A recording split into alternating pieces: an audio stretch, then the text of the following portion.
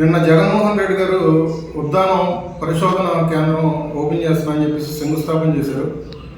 ఈ విధంగా జగన్మోహన్ రెడ్డి గారికి ఒక సూటి ప్రశ్న వస్తున్నాను ఒక జనసైనికుడిగా. అయ్యా జగన్మోహన్ రెడ్డి గారు, ఉద్దానం సమస్య అనేది మీరే వెలుగులోకి తీసుకొచ్చినట్టుగా మీరు డబ్బాలు కొట్టుకోవడం సరైనది కాదు. ఉద్దానం సమస్య మీద 2017లోనే జనసేన అధ్యక్షులు మా పవన్ కళ్యాణ్ గారు మొట్టమొదటి స్పందించిన వ్యక్తి, ప్రపంచానికి వెలుగులోకి తీసుకొచ్చిన వ్యక్తి ఎవరంటే మా పవన్ కళ్యాణ్ గారు.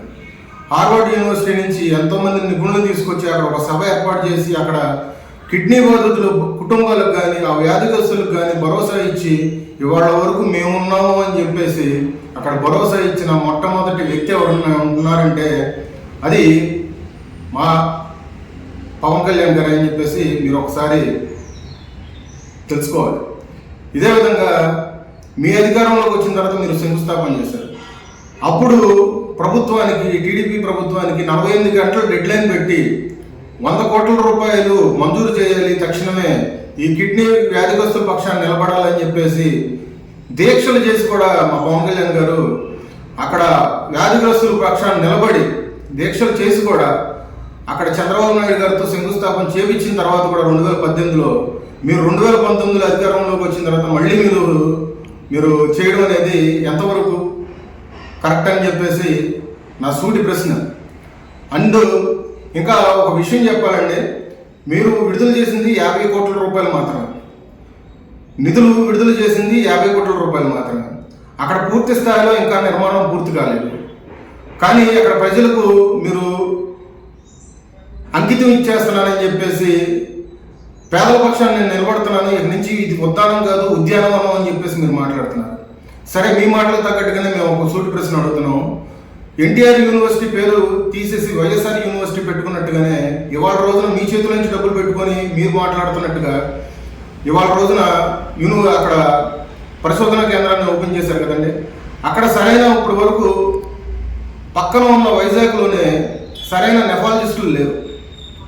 మీరు ఈ పరిశోధన కేంద్రంలో నెఫాలజిస్ట్ని ఎట్లాగా ఏర్పాటు చేస్తారు? అదేవిధంగా అక్కడైనా సరైన సౌకర్యాలు కాలేదు, నీళ్లు ఇప్పటికీ ప్యూరిఫై చేయట్లేదు. కానీ మీరు ఓపెన్ చేసాము, కిడ్నీ వ్యాధిగ్రస్తులు ఉండరు అని చెప్తున్నారు. ఇప్పటి వరకు ఆ నీరు ఏ గ్రామాలకు ఇస్తున్నారని చెప్పేసి, సరఫరా చేస్తున్నారని చెప్పేసి మాకు వివరణ ఇవ్వగలరా?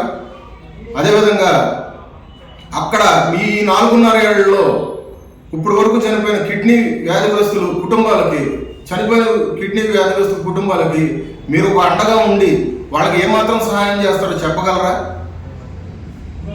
అంతెందుకు సార్, జాతికి అంకితం అని చెప్పేసి అని అన్నారు.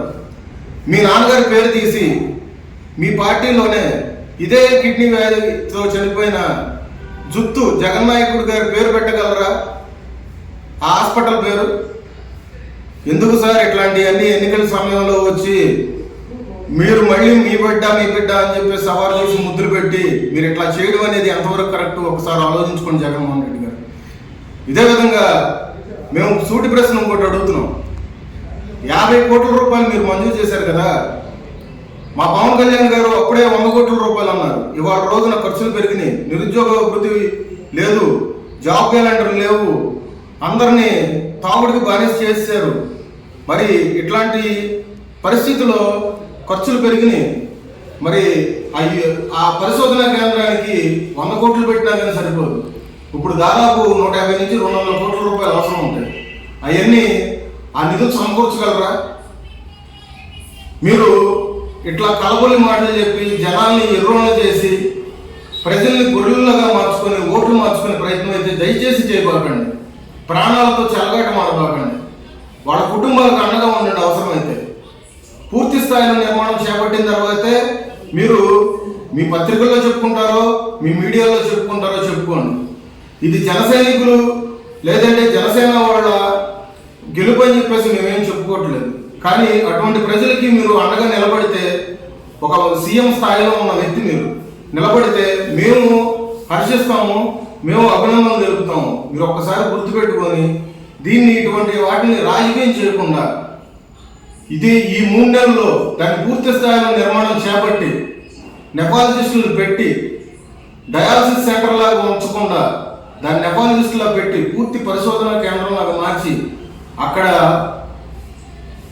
ప్రజలకి మీరు ఆయుష్ అవుతారని చెప్పేసి మరొకసారి ఆలోచిస్తున్నాం.